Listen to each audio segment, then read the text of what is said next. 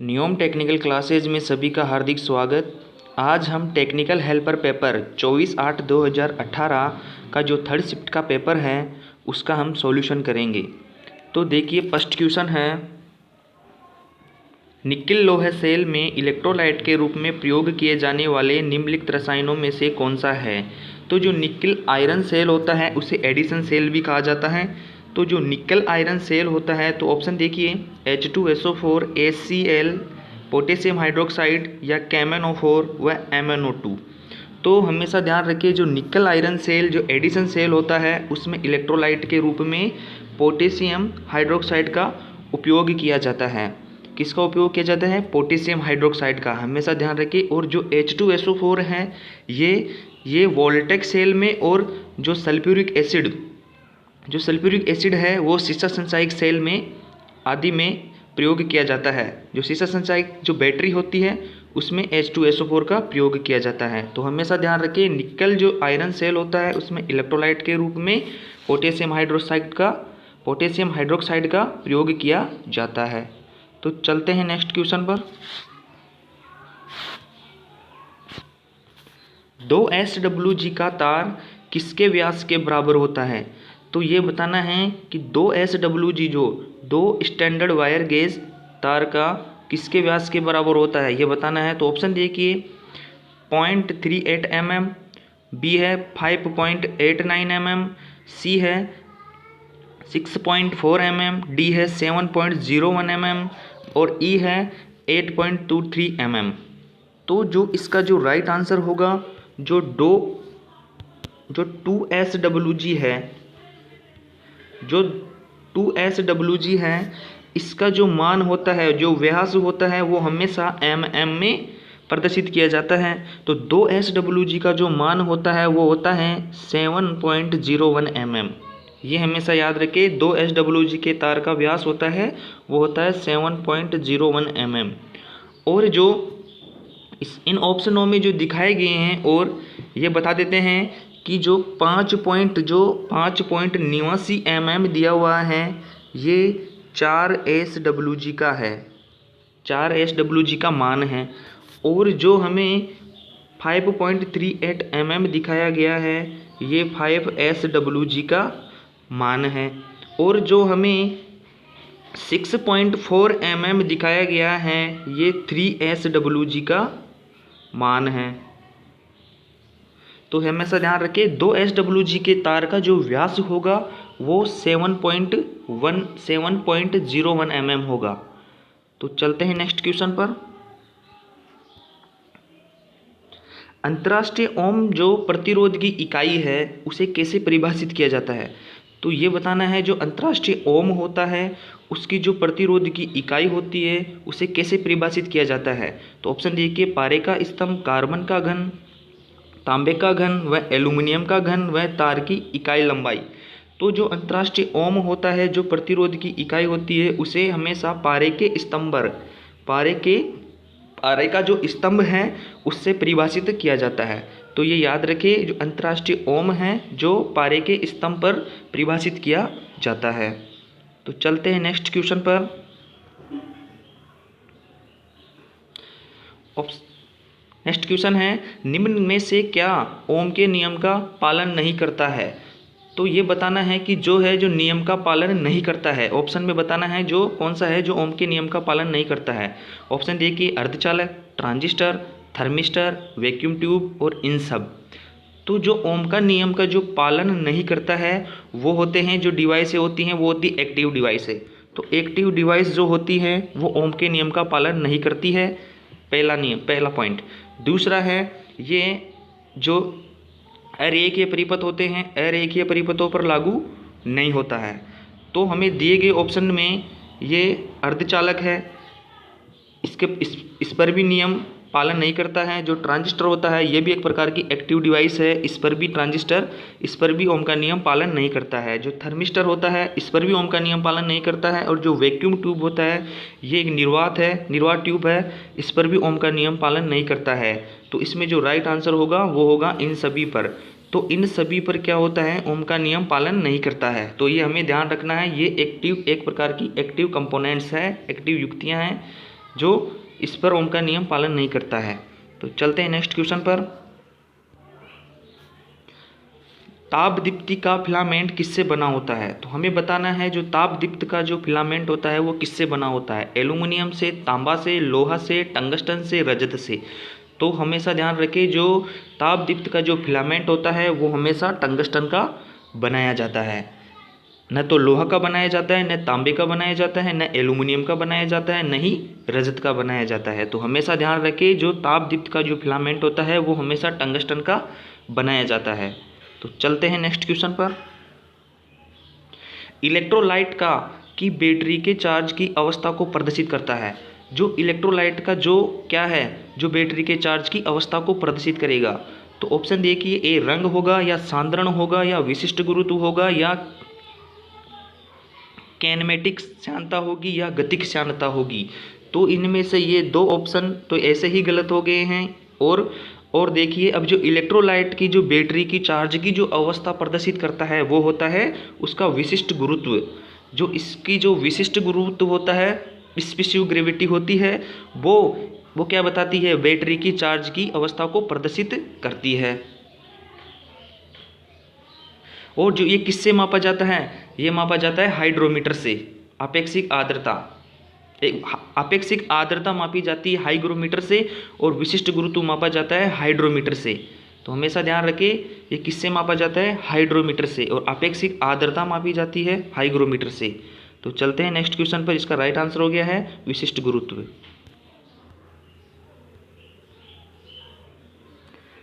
6 band register रंग code में निम्न में से कौन सा बैंड है जो ताप गुणांक को प्रदर्शित करता है? तो जो 6 बैंड जो रजिस्टर रंग कोड होते हैं उनमें से जो छठवां बैंड होता है वही ताप गुणांक को प्रदर्शित करता है। ये हमेशा ध्यान रखें, जो छठवां बैंड होता है वही ताप गुणांक को प्रदर्शित करता है। इसका जो राइट आंसर होगा वो होगा ई। चलते हैं नेक्स्ट क्वेश्चन पर। एक गैल्वेनोमीटर को एक एमीटर में कैसे रूपांतरित किया जाना चाहिए? जो एक गैल्वेनोमीटर है उसे एमीटर में कैसे रूपांतरित करेंगे? उसके समांतर में प्रतिरोध जोड़कर, उसके श्रेणी में प्रतिरोध जोड़कर, इसके समांतर में संधारित्र जोड़कर, और इसके श्रेणी में संधारित्र जोड़कर, या इसके समांतर प्रेरित जोड़कर। तो क्या जोड़ा जाता है? ये तो हमें पता है, प्रतिरोध जोड़ा जाता है। तो एक सी ऑप्शन भी कैंसिल हो गया है, ई भी कैंसिल हो गया है, और एक श्रेणी संधारित्र भी कैंसिल हो गया है। तो अब हमें पता लगाना है कि एमीटर को कैसे रूपांतरित करेंगे गैल्वेनोमीटर में। तो इसे क्या करेंगे? एमीटर को परिपथ में किस प्रकार क्रम में जोड़ा जाता है? श्रेणी क्रम में। जब हम इसे एमीटर के रूप में, गैल्वेनोमीटर को एमीटर के रूप में इन्हें क्या करेंगे? जब रूपांतरित करेंगे तो इसके समांतर प्रतिरोध जोड़कर, इसके समांतर में क्या जोड़ते हैं? एक रेजिस्टेंस जोड़ा जाता है। इसे रूपांतरित करने के लिए एमीटर में, गैल्वेनोमीटर को एमीटर में रूपांतरित करने के लिए इसके समांतर में एक रेजिस्टेंस जोड़ा जाता है।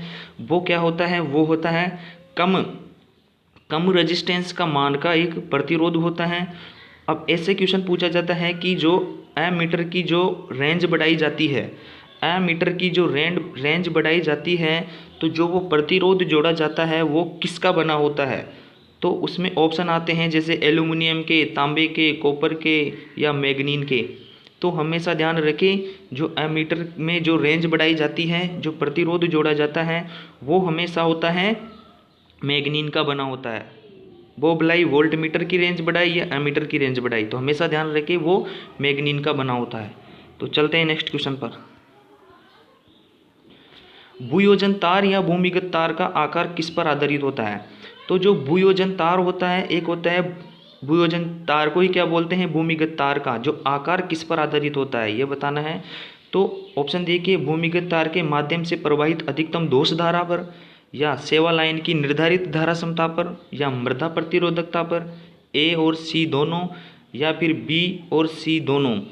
तो हमेशा ध्यान रखिए जो भूयोजन तार व भूमिगत तार का जो आकार होता है, भाई किस आकार में निर्धारित करना है, वो निर्भर करता है भूमिगत तार के माध्यम से जो अधिकतम जो लीकेज धारा प्रवाहित होती है उस पर, और जो मृदा की जो प्रतिरोधकता है उस पर। ये हमेशा निर्भर करती है। तो ये दो चीज़ों पर निर्भर करती है, भूमिगत तार के माध्यम से प्रवाहित अधिकतम दोष धारा पर और मृदा प्रतिरोधकता पर। तो इसका राइट आंसर होगा ई। नहीं सॉरी, इसका राइट आंसर होगा ए और सी। इसका राइट आंसर होगा ए और सी। चलते हैं नेक्स्ट क्वेश्चन पर। स्टोरेज बैटरी की जो ट्रिकल चार्जिंग से कैसी सहायता होती है, ये बताना है। जो स्टोरेज बैटरी में जो ट्रिकल चार्जिंग की जाती है उससे कैसी सहायता होती है। तो उचित इलेक्ट्रोलाइट बनाए रखने के लिए, या उसकी उत्क्रम क्षमता बढ़ाने में, या सल्पेंसर रोकने में, या इसे ताज़ा और पूर्ण चार्ज बनाए रखने में, व डिस्चार्ज करने में। जो स्टोरेज बैटरी की जो ट्रिकल चार्जिंग विधि होती है, ये एक प्रकार की धीरे धीरे बैटरी को चार्ज करती है, और जिससे क्या होता है, इसे ताज़ा और पूर्ण चार्ज बनाए रखने में मदद करती है। तो इसका जो राइट आंसर होगा वो होगा डी। जो ट्रिकल चार्जिंग होती है, ये एक प्रकार की लंबे समय तक बैटरी को आवेशित करने की, लंबे समय तक बैटरी को धीरे धीरे ताज़ा और पूर्ण चार्ज बनाए रखने के लिए सहायक होती है। तो ये ध्यान रखिए, ट्रिकल चार्जिंग। चलते हैं नेक्स्ट क्वेश्चन पर। लेड एसिड बैटरी में ऊर्जा किस रूप में संग्रहित होती है। तो जो लेड एसिड बैटरी में ऊर्जा किस रूप में संग्रहित होती है, तो देखिए ऑप्शन ए है आवेशित आयन रासायनिक ऊर्जा, या स्तर विद्युत ऊर्जा, या डी है विद्युतीय चुंबकीय ऊर्जा या चुंबकीय ऊर्जा।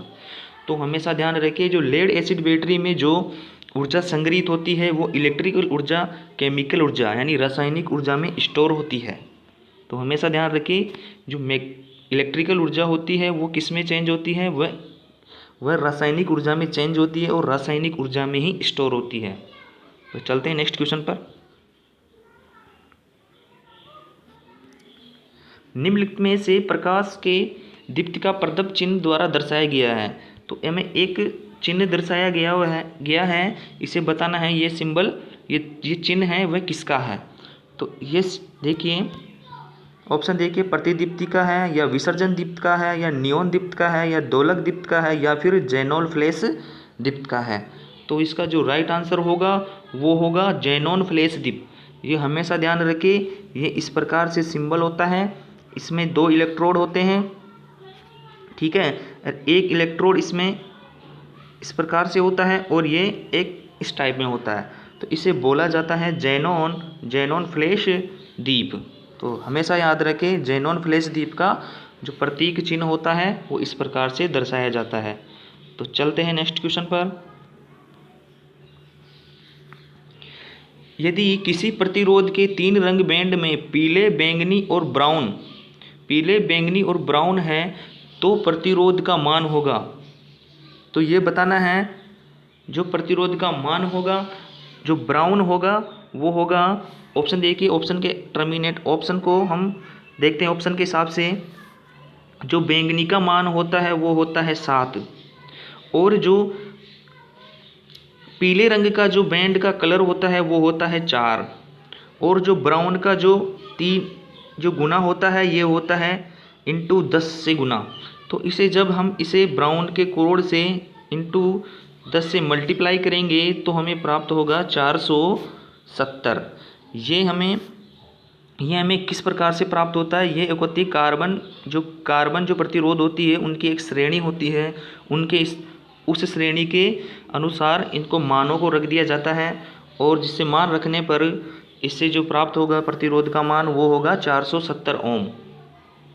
चलते हैं नेक्स्ट क्वेश्चन पर। 50 कूलाम आवेश 5 सेकंड की अवधि तक संवाहक में प्रवाहित होने पर धारा का मान कितना होगा। तो हमें बताना है कि जो 50 कूलाम का आवेश है वो 5 सेकंड की अवधि तक संग्राहक में प्रवाहित होने पर धारा का मान कितना होगा। तो धारा का मान निकालने के लिए I बराबर Q/T। तो I बराबर Q/T रखने पर आवेश का मान होगा 50 कूलाम, और जो समय है सेकंड का मान दे रखा है 5। तो हमेशा ध्यान रखिए, जब इनको डिवाइड करेंगे तो 10 एम्पियर हमें प्राप्त होगा। और आपको एक क्वेश्चन है कि आवेश सदिश राशि है या अदिश राशि, इसका आंसर आप कमेंट बॉक्स में दीजिए। और आवेश एक व्युत्क्रम राशि है या मूल राशि है, इसका भी आप आंसर दीजिए। चलते हैं नेक्स्ट क्वेश्चन पर।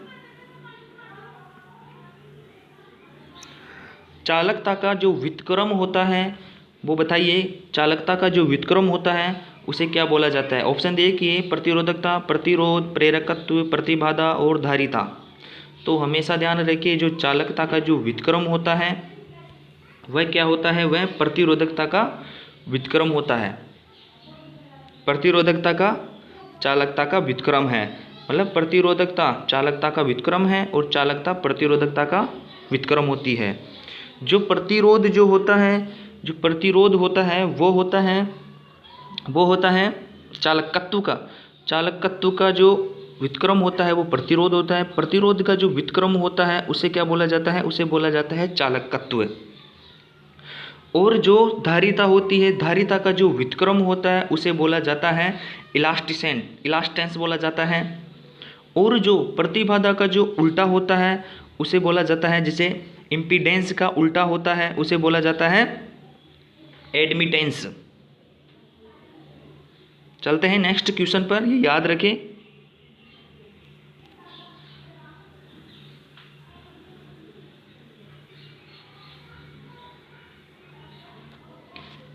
तीस ओम, 20 ओम, 80 ओम के प्रतिरोध डेल्टा में जुड़े हुए हैं तो समान स्टार में ज्ञात कीजिए। जब हम इसे निम्न प्रकार से ज्ञात कर सकते हैं, ये देखिए एक बार, जब क्या है प्रतिरोध, प्रश्न दिखने दो एक बार, 30 ओम, 20 ओम और ये क्या है? डेल्टा में जुड़े हुए हैं, तो हम इसे डेल्टा में जोड़ लेते हैं। ये इस प्रकार से डेल्टा में जोड़ा जाता है। यहाँ पे है 30 ओम, यहाँ पे है 20 ओम, यहाँ पे है 80 ओम। प्रतिरोध डेल्टा में है। जब हमें इनमें श्रेणी में क्या करेंगे, इनकी श्रेणी में मान ज्ञात करेंगे तो क्या होगा? देखिए, इसका जो श्रेणी में मान होगा वो देखते हैं क्या होगा, 30 इंटू 20, जो ए भुजा इसको मान लेते हैं, बी भुजा इसको मान लेते हैं, सी भुजा इसको मान लेते हैं। तो देखिए 30 गुणा 20 और टोटल कितना होगा? ये देखिए 30, 20 और 80 कितने होंगे? 130। 30, 20 और 80 कितने होंगे? 130। जब हम इनको डिवाइड करेंगे तो देखिए एक बार, 30 दूना 60 होगा और एक ये 13 होगा। तो 13 को जब 60 को हम 13 से डिवाइड करेंगे तो देखिए हमें कितने प्राप्त होंगे? हमें मान आएगा पॉइंटों में। तो ऑप्शन देखिए कौन से में पॉइंटों में मान है। सबसे पहले हम टाइम का जो विशेष ध्यान रखते हुए इस प्रकार से सोल्व करेंगे तो इसका जो राइट आंसर होगा आप कर सकते हैं 13 चौक 52 और 13 पंचों 65। तो 0.4 के लमसम इसके जो है, और वो ऐसे इसी प्रकार से जैसे बी का निकालेंगे तो जिस प्रकार से बी भुजा पर निकालेंगे तो हम कर लेंगे कि 30 इंटू 80 अपॉन 130। फिर दूसरा निकालेंगे तो उसमें कर लेंगे 20 इंटू 80 अपॉन 130। इस प्रकार से निकल जाएगा। बिल्कुल इजी क्वेश्चन है। चलते हैं नेक्स्ट क्वेश्चन पर, आसानी से सोल्व हो जाएगा। बेटेन वायरिंग के दौरान केबलों को स्थान पर दृढ़ता से क्लिपिंग करने के लिए इस्तेमाल किया जाता है। तो बेटेन वायरिंग के दौरान में जो केबलों को जो स्थान पर दृढ़ता से क्लिपिंग करने के लिए इस्तेमाल किया जाता है, ऑप्शन देखिए, ए गांठ होगा या क्लैंप होगा या लिंक केबल होगा या केबल टैग्स होंगे या बोलाइन होंगे। तो हमेशा ध्यान रखें, जो बेटन वायरिंग के दौरान में जो केबलों के स्थान पर जो दृढ़ता से जो क्लिपिंग की जाती है उसमें प्रयोग किया जाता है लिंक केबल। क्या प्रयोग किया जाता है? Link cable. हमेशा ध्यान रखें, गांठ का प्रयोग नहीं करेंगे, ना ही क्लैंप का करेंगे, ना ही बोलाइन का करेंगे। बोलाइन एक गांठ है, नहीं करेंगे, और एक क्लैंप टैक्स है, ये केबल का जो टैक्स है उसका नहीं करेंगे। तो इसमें किसका प्रयोग करेंगे? बेटेन वायरिंग के दौरान केबलों को एक स्थान से दृढ़ता से क्लिपिंग करेंगे तो उसे बोला जाता है लिंक केबल का इस्तेमाल करेंगे। तो चलते हैं नेक्स्ट क्वेश्चन पर। सोगान की लकड़ी पर टीआरएस केबल डालने के लिए वायरिंग है का इस्तेमाल किया जाता है। क्लीट वायरिंग का किया जाता है या बेटेन वायरिंग का किया जाता है, पीवीसी का किया जाता है या लेड शीतल का किया जाता है या इन सभी का किया जाता है। तो हमेशा ध्यान रखें, जो सागौन की लकड़ी पर जो टीआरएस होता है, टप रबर शीत्र, जो केबल डालने के लिए जो प्रयोग किया जाता है वो किया जाता है बेटेन वायरिंग का इस्तेमाल किया जाता है। तो हमेशा ध्यान रखें, किसका प्रयोग किया जाता है? सागौन की लकड़ी पर तप रबड़ शीत्र केबल डालने के लिए बेटेन का इस्तेमाल किया जाता है। तो चलते हैं नेक्स्ट क्वेश्चन पर। घरेलू उद्देश्यों के लिए निम्नलिखित में से किस वायरिंग प्रणाली का इस्तेमाल किया जाता है? तो जो घरेलू उद्देश्यों के लिए जो निम्नलिखित में से किस वायरिंग का इस्तेमाल किया जाता है ये बताना है। क्लीट wiring, Batten wiring, conduit wiring, capping wiring, लकड़ी का आवरण। तो हमेशा ध्यान रखें जो हमें घरेलू जो वायरिंगों में हमें देखने को मिलता है वो होता है कंड्यूट, जो हमारी सतह से अंदर दबी हुई होती है पीवीसी चैनल में। तो उसका जो राइट आंसर होगा वो होगा सी। तो चलते हैं नेक्स्ट क्वेश्चन पर। बीजेटी का आधार होता है हल्का डोपित, मध्यम डोपित, अति डोपित और डोपित नहीं होता है, या तो बी या सी। तो हमेशा ध्यान रखें जो बीजेटी का आधार होता है वो हल्का डोपित होता है। तो जो बीजेटी होते हैं, बीजेटी बाइपोलर जंक्शन ट्रांजिस्टर, इसे बोला जाता है बाइपोलर जंक्शन ट्रांजिस्टर। ये निम्न दो प्रकार के होते हैं, एक होते हैं पीएनपी, एक होते हैं एनपीएन।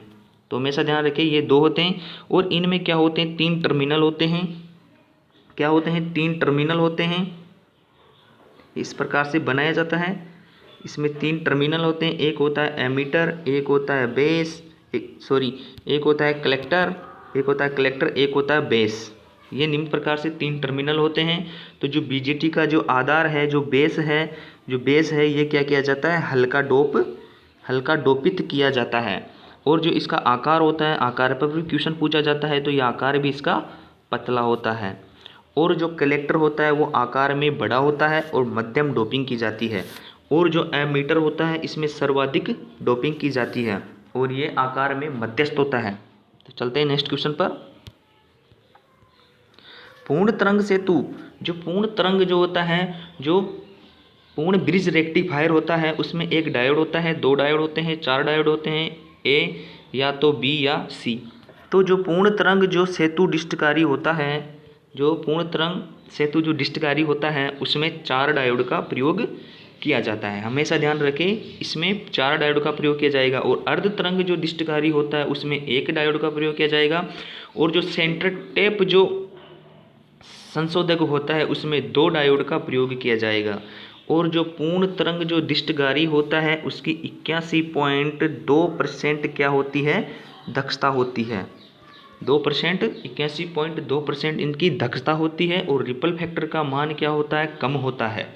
0.426 या 441 के लमसम इसका मान होता है, वो रिपल फैक्टर का मान कम होता है, ये ध्यान रखें। चलते हैं नेक्स्ट क्वेश्चन पर। सिलिकॉन डायोड के लिए अग्र स्थित वोल्टेज लगभग कितना होता है? तो जो सिलिकॉन डायोड होता है उसके लिए जो फॉरवर्ड वोल्टेज, जो फॉरवर्ड बायसित होता है उसमें जो वोल्टेज का लगभग कितना मान होता है? तो हमेशा ध्यान रखें एक होता है जर्मेनियम, एक होता है सिलिकॉन, एक होता है जर्मेनियम। तो जर्मेनियम के लिए जो मान होता है वो होता है 0.3 और जो सिलिकॉन के लिए मान होता है वो होता है 0.7। तो हमेशा ध्यान रखें दोनों के मान हैं भिन्न भिन्न है।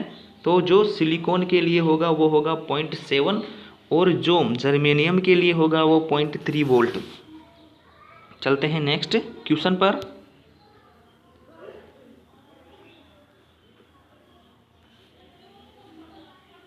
निम्नलिखित में से कौन सा डायोड नीचे दिए गए प्रतीकों से दर्शाया जाता है? जेनर डायोड है, टनल डायोड है, वेक्टर डायोड है, शॉटकी डायोड है या गन डायोड है? तो हमेशा ध्यान रखें जो हमें दिखाया गया जो सिंबल है, जो प्रतीक है, दिखाया गया जो प्रतीक है वो एक प्रकार का टनल डायोड है। तो चलते हैं एनोड और कैथोड, देखते हैं नेक्स्ट क्वेश्चन पर। डबल एनर्जी जो ट्रांसमिएंट किस में होता है? शुद्ध रूप से प्रेरक सर्किट में, आरएल सर्किट में, आरसी सर्किट में या आरएलसी सर्किट में या एलसी सर्किट में? तो हमेशा ध्यान रखें जो डबल एनर्जी जो ट्रांसिएंट होता है वो होता है आरएलसी सर्किट में। इसका जो राइट आंसर होगा वो होगा आरएलसी सर्किट। चलते हैं नेक्स्ट। और एक क्वेश्चन और याद रखें, यहाँ से पूछा जाता है कि जो आरएलसी श्रेणी सर्किट होता है उसकी जो प्रतिबाधा होती है, इनपुट प्रतिबाधा कितनी होती है? जो आरएल सर्किट की जो आरएलसी जो सर्किट है श्रेणी सर्किट की जो प्रतिबाधा होती है वो कितनी होती है? वो होती है न्यूनतम, ये ध्यान रखें। और जो सॉरी अधिकतम होती है, और जो RLC समांतर सर्किट होता है उसकी जो प्रतिबाधा होती है वो होती है न्यूनतम। तो चलते हैं नेक्स्ट क्वेश्चन पर। थायरिस्टर, थायरिस्टर की कितनी परतें होती है? तो ऑप्शन देखिए 2, 3, 4, 5 और 6।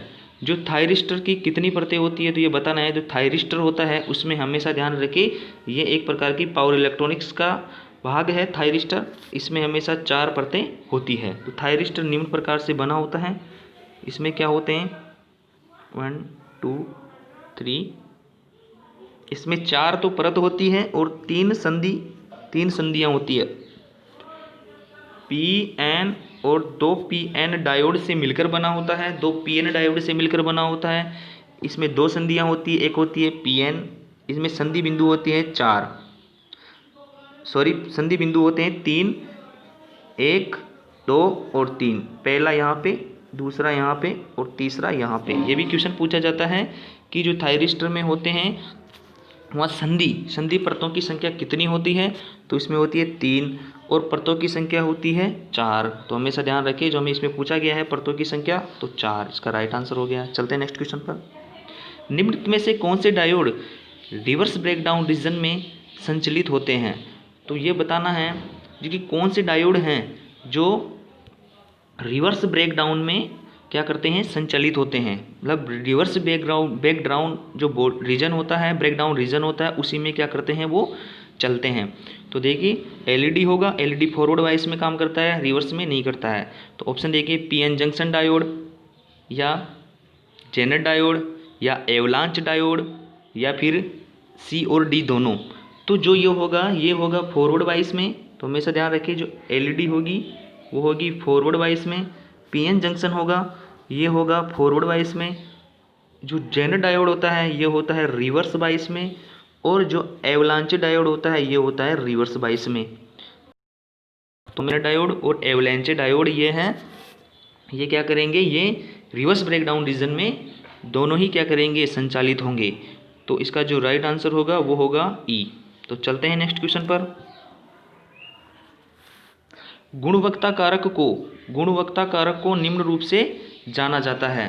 तो ऑप्शन देखिए वोल्टता आवर्धन, करंट आवर्धन, प्रतिरोध आवर्धन, प्रतिबाधा आवर्धन या प्रेरकत्व आवर्धन। तो जो गुणवत्ता जो कारक होता है उसे किस नाम से जाना जाता है? उसे जाना जाता है वोल्टता आवर्धन के नाम से। तो हमेशा ध्यान रखें जो गुणवत्ता कारक होता है उसे किस नाम से जाना जाता है? उसे जाना जाता है वोल्टता आवर्धन के नाम से। तो चलते हैं नेक्स्ट क्वेश्चन पर।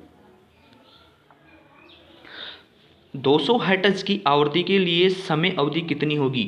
तो जो 200 जो हमें क्या बताना है, समय अवधि बताना है। तो समय अवधि टाइम बराबर 1/फ्रीक्वेंसी होता है। जब हम फ्रीक्वेंसी का 1 में डिवाइड करेंगे तो पॉइंट, इसका जो राइट आंसर होगा 0.0, 0.0 फिर 0 फिर 0।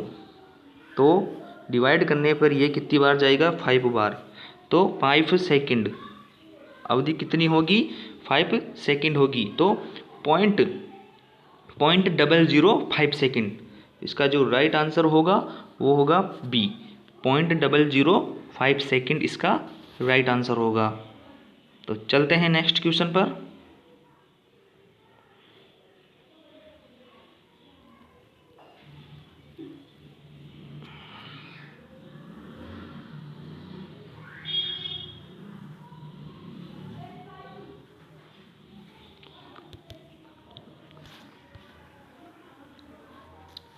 सक्रिय डिवाइस का उदाहरण निम्नलिखित में से कौन सा है? जो सक्रिय डिवाइस का जो उदाहरण है निम्नलिखित में से कौन सा है? इलेक्ट्रिक बल्ब है, ट्रांजिस्टर है, ट्रांसफार्मर है, लाउड स्पीकर है या इनमें से कोई नहीं। तो जो एक्टिव डिवाइस होती है, एक्टिव डिवाइस का उदाहरण बताना है। जो एक्टिव डिवाइस होती हैं वो अर्धचालकों से मिलकर बनी होती है। तो क्या इलेक्ट्रिक बल्ब बना होता है? नहीं। ट्रांसफार्मर बना होता है? नहीं। जो सक्रिय डिवाइस होती है वो होती है ट्रांजिस्टर। क्या होती है? एक्टिव जो डिवाइसेज होती है वो ट्रांजिस्टर होती है। इसका क्या होता है, अरेखीय परिपथ होते हैं जो ओम के नियम का पालन नहीं करते हैं। चलते हैं नेक्स्ट क्वेश्चन पर। फीडर सुरक्षा के लिए प्रयुक्त किए जाने वाला जो रिले होता है वो कौन सा होता है? अंडर वोल्टेज रिले, ट्रांसरे relay, thermal relay, Buchholz relay, इन सभी का। तो हमेशा ध्यान रखें, जो फीडर सुरक्षा होती है, जो फीडर की जो सुरक्षा की जाती है वहाँ पर क्या प्रयोग किए जाते हैं? वहाँ ऑप्शन है बी इसका राइट आंसर होगा, ट्रांसरे रिले का प्रयोग किया जाता है। अंडर वोल्टेज रिलेओं का प्रयोग नहीं किया जाता है। बकोल्स रिले का ट्रांसफार्मर में प्रयोग किया जाता है। थर्मल रिले का जहाँ पर ताप के द्वारा परिपथ को रिलीज किया जाता है वहाँ पे किया जाता है। और जो अंडर वोल्टेज होता है ये निम्न वोल्टेज वाली रिले होती है। तो हमें तो फीडर सुरक्षा के लिए बताना है तो ट्रांसरे रिले का प्रयोग किया जाता है। तो हमेशा ध्यान रखें ट्रांसरे रिले। एक होता है मोहर रिले, जो मोहर रिले होता है वो होता है एक प्रकार का जो ट्रांसमिशन लाइनों में प्रयोग किया जाता है। तो चलते हैं नेक्स्ट क्वेश्चन पर। स्क्विरल केज इंडक्शन मोटर में रोटर स्लॉट को थोड़ा तिरछा कर दिया जाता है। जो स्क्विरल केज इंडक्शन मोटर में क्या कर दिया जाता है? रोटर स्लॉट को थोड़ा तिरछा कर दिया जाता है। तो ऑप्शन देखिए, विंडेज ह्रास को कम करने के लिए, एडी करंट को कम करने के लिए, गंदगी व धूल के जमाव को कम करता है, या चुंबकीय गुंजन को कम करता है। जब क्या होता है, जब स्क्विरल केज इंडक्शन मोटर में जब रोटर स्लॉटों को थोड़ा तिरछा कर दिया जाता है तो हमें जो मैग्नेटिक जो लॉकिंग होती है उससे बचा जाता है। तो उससे बचेंगे, जब मैग्नेट लॉकिंग नहीं होगी तो चुंबकीय गुंजन भी कम होगा। यदि मैग्नेट लॉकिंग होती है तो चुंबकीय गुंजन अधिक होता है। तो हमें इसका जो राइट आंसर होगा वो होगा चुंबकीय गुंजन को कम करने के लिए क्या किया जाता है? रोटर स्लॉट को थोड़ा तिरछा कर दिया जाता है। चलते हैं नेक्स्ट क्वेश्चन पर। 5 बल्ब लाइट 110 वोल्ट पर समांतर में जुड़े हुए हैं। प्रत्येक बल्ब 200 वाट का रेट किया गया है। तो प्रत्येक बल्ब में करंट का मान कितना होगा? तो प्रत्येक बल्ब में हम देखेंगे 5 है, तो प्रत्येक बल्ब में जो रेटेड करंट होगा वो निकालना है। तो I बराबर P/V से हम इसे आसानी से निकाल सकते हैं। तो यहाँ पे 200 का मान रखते हैं, पावर का मान रखेंगे 200 वाट और वोल्टेज का मान रखेंगे 110 वाट। जब इसे डिवाइड करेंगे तो ऑप्शन देखिए क्या होगा। पहले तो जाएगा पॉइंट में आएगा, इसका मान जो भी है पॉइंट में मान आएगा। तो एक बार तो पूरा डिवाइड हो रहा है और इसका जो राइट आंसर होगा आप इसे सोल्व करके देखिए, राइट आंसर आएगा सी। तो इसका जो राइट आंसर होगा 1.8 एम्पियर। तो चलते हैं नेक्स्ट क्वेश्चन पर। यदि किसी भी समांतर सर्किट में समांतर प्रतिरोधों को एक सर्किट से हटा दिया जाता है तो कुल रेजिस्टेंस होगा। यदि हमारे समांतर क्रम में क्या है, समांतर सर्किट है, उनमें प्रतिरोध जुड़े हुए हैं। यदि हम एक जो रेजिस्टेंस हटा लेते हैं तो हमें क्या होगा, जो टोटल रेजिस्टेंस का मान होगा वो अधिक होगा, मतलब क्या होगा, बढ़ता हुआ मिलेगा। तो जैसे इसका जो राइट आंसर होगा वो होगा बी, बढ़ता है ना। जब एक रेजिस्टेंस हटा लेते हैं तो बढ़ता है और एक रेजिस्टेंस जोड़ देते हैं तो कम मान से भी कम मान प्राप्त होता है पैरेलल के अंदर। और यदि सीरीज के अंदर एक प्रतिरोध हटा लिया जाता है तो क्या होता है, कम होता है। एक प्रतिरोध जोड़ दिया जाता है तो अधिक प्रतिरोध से भी अधिक प्राप्त होता है। तो ये हमेशा ध्यान रखें। चलते हैं नेक्स्ट क्वेश्चन पर। 4 समांतर शाखाओं में प्रत्येक बिजली का जो डिसिपेशन है वो 1.2 वाट है। तो कुल बिजली डिसिपेशन कितना होगा? तो 4 क्या है, समांतर में जुड़े हुए हैं, तो प्रत्येक में बिजली का डिसिपेशन कितना होगा? तो हम इसे आसानी से कर सकते हैं 1.2 वाट इंटू पावर। तो इसे पावर से कितने जुड़े हुए हैं, कितने वाट के हैं, 1.2 वाट के हैं। और कितने जुड़े हुए हैं, 4 जुड़े हुए हैं। तो हम इसे निकाल सकते हैं, 12 चौक 48। तो इसका जो राइट आंसर होगा वो होगा 4.8 वाट के हमें क्या होगा, बिजली डिसिफेक्शन होगा। तो हमेशा ध्यान रखें, जो समांतर शाखाओं में प्रत्येक शाखा में जो बिजली डिसिपेशन है वो कितना है, 1.2 वाट है। और हमें समांतर शाखा में निकालना है तो वह मल्टीप्लाई हो जाएगा, 4 से मल्टीप्लाई हो जाएगा। 4 शाखाएँ हैं तो 4 शाखा से मल्टीप्लाई हो जाएगा। चलते हैं नेक्स्ट क्वेश्चन पर। ऑप्शन देखिए, को प्रति पोल आर्मेचर स्लॉटों की संख्या के रूप में परिभाषित किया गया है। तो प्रति पोल आर्मेचर स्लॉट, कितने पोल है ना, जो पोल है प्रति पोल आर्मेचर स्लॉट है, आर्मेचर स्लॉट में कितने पोल हैं के रूप में परिभाषित किया जाता है। इसका जो राइट आंसर होगा ऑप्शन देखिए क्या होगा, pole pitch, front pitch, back pitch, coil pitch या रिजल्टेंट पिच। तो इसका जो राइट आंसर होगा वो होगा पोल पिच। पोल पिच को प्रति पोल आर्मेचर स्लॉटों की संख्या से परिभाषित किया जाता है। तो जो प्रति पोल होते हैं उनमें जो आर्मेचर स्लॉट होते हैं उनकी संख्या के रूप में परिभाषित किया जाता है। और जो फ्रंट पिच होता है, जो फ्रंट पिच होता है वो होता है कि एक जो कुंडल होती है, इस प्रकार से जो ये कम्यूटेटर है, एक कुंडल यहाँ पे जुड़ती है, एक कुंडल यहाँ पे जुड़ती है, तो दो कुंडलें आकर जुड़ती है। तो यदि इसका जो फ्रंट पिच है उसको ऐसे परिभाषित किया जाता है कि जब प्रथम कुंडली का अंतिम सिरा और दूसरी कुंडली का प्रथम सिरे के जो मध्य अंतर होता है उसे हम बोलते हैं फ्रंट पिच। और बैक पिच क्या बोलते हैं? समान कुंडली के प्रथम सिरे व उसी कुंडली का अंतिम सिरों के मध्य की दूरी को बैक पिच बोला जाता है।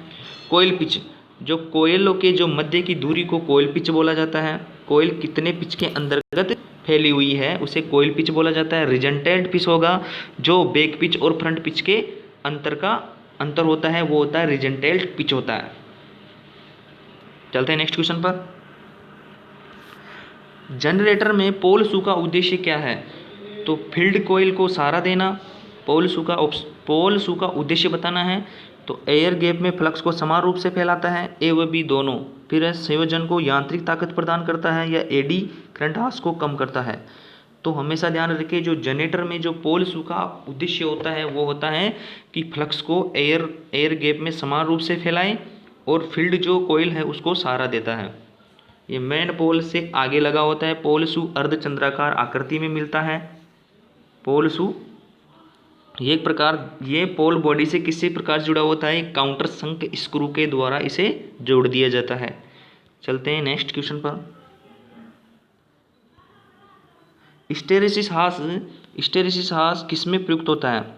तो ये बताना है कि हिस्टैरिसीस जो लॉसेस होते हैं वो किसमें प्रयुक्त किया जाता है? स्टील के प्रेरण तापन में, पेराविद्युत तापन में, पीतल के प्रेरण तापन में, या प्रतिरोध तापन में, या इन सब में। तो जो हिस्टैरिसीस हास होता है, जो हिस्टैरिसीस जो लॉसेस होते हैं वो किस में होते हैं? वो होते हैं ऑप्शन, इसका राइट आंसर होगा स्टील के प्रेरण तापन में जो हिस्टैरिसीस लॉस प्रयुक्त होता है। जब हिस्टैरिसीस लॉस क्यों प्रयुक्त होता है, इसका कारण क्या है? हिस्टैरिसीस लॉस का प्रयुक्त होने का कारण है जब कोर का चुंबकित व विचुंबकित होने से क्या होता है? हिस्टैरिसीस लॉस उत्पन्न हो जाते हैं।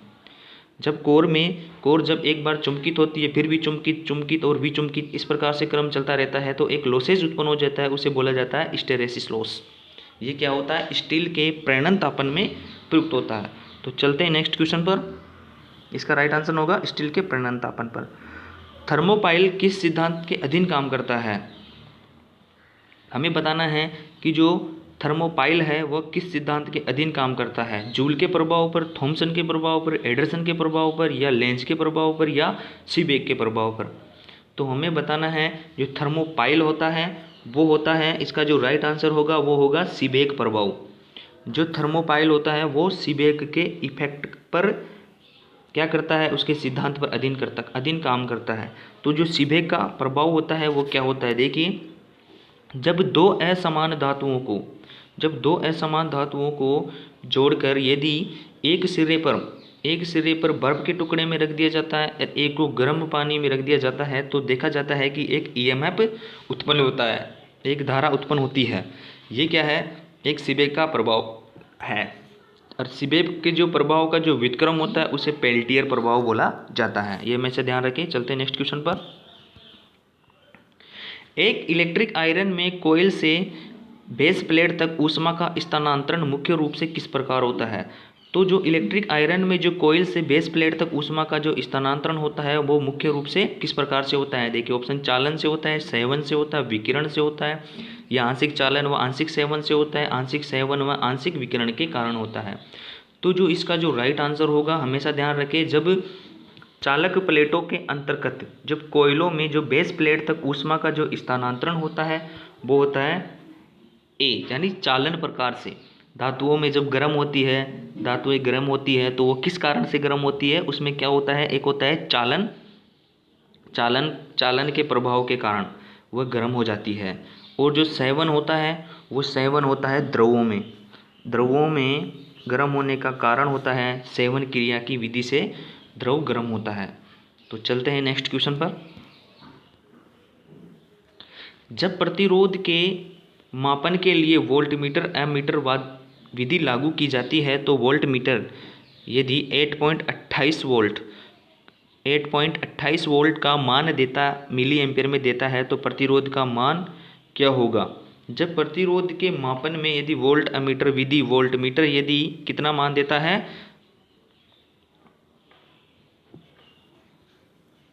यदि एमीटर की रीडिंग भी दे रखी है इसमें 4.14 है, क्या है 4.14 मिली एम्पियर है, तो प्रतिरोध का मान हम निकाल सकते हैं।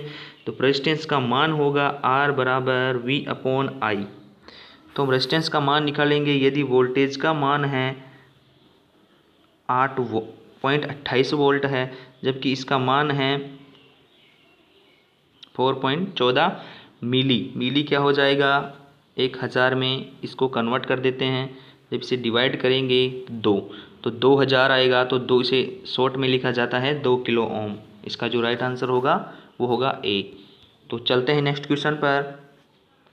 एलवीडीटी किस सिद्धांत पर काम करता है। तो हमें बताना है जो एलवीडीटी होता है वो किस सिद्धांत पर काम करता है। जो एलवीडीटी होता है वो किस सिद्धांत पर काम करता है। तो ऑप्शन देखिए, अन्योन्य प्रेरण या लीनियर प्रतिरोध या लीनियर कैपेसिटेंस या नॉन लीनियर प्रेरण या नॉन लीनियर कैपेसिटेंस। तो जो लीनियर क्या होता है, ये होता है लीनियर वेरिएबल, ये होता है लीनियर वेरिएबल और इसे डी को बोला जाता है। डी का मतलब होता है डिफरेंशियल ट्रांसफॉर्मर। तो लीनियर वेरिएबल डिफरेंशियल ट्रांसफॉर्मर होता है। ये किस सिद्धांत पर काम करता है। तो ट्रांसफॉर्मर किस सिद्धांत पर काम करता है, उसी सिद्धांत पर ये काम करता है। तो हमेशा ध्यान रखें अन्योन्य प्रेरण नियम। और इसका जो फुल फॉर्म है वो भी आप इसे याद रखें कि इसका जो फुल फॉर्म होता है वो होता है कि लीनियर वेरिएबल डिफरेंशियल ट्रांसफॉर्मर। तो इसका जो राइट आंसर होगा ए होगा। चलते हैं नेक्स्ट क्वेश्चन पर।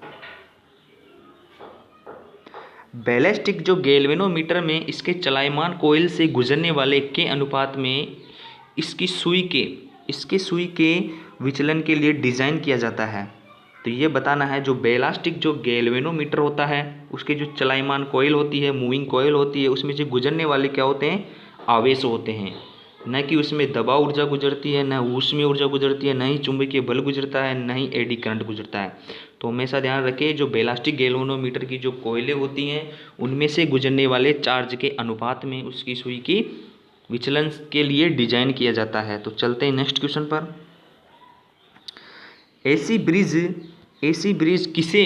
ऐसी ब्रिज जिसे आवृत्ति मापने के लिए प्रयोग किया जाता है। तो हमें बताना है कि जो एसी का जो ब्रिज है आवृत्ति मापने के लिए प्रयोग किया जाता है वह है, ऑप्शन देखिए, शेरिंग ब्रिज, वेन ब्रिज, हे ब्रिज, एंडरसन ब्रिज व केल्विन ब्रिज।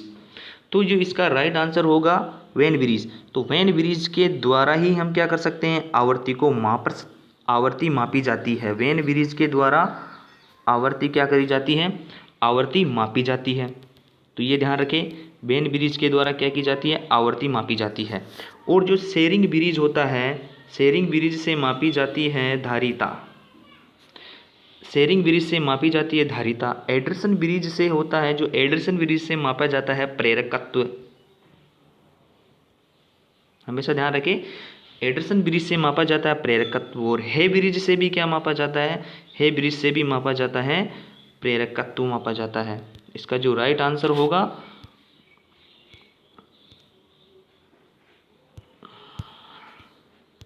क्या होगा, वेन ब्रिज से आवृत्ति मापी जाती है। तो चलते हैं नेक्स्ट क्वेश्चन पर।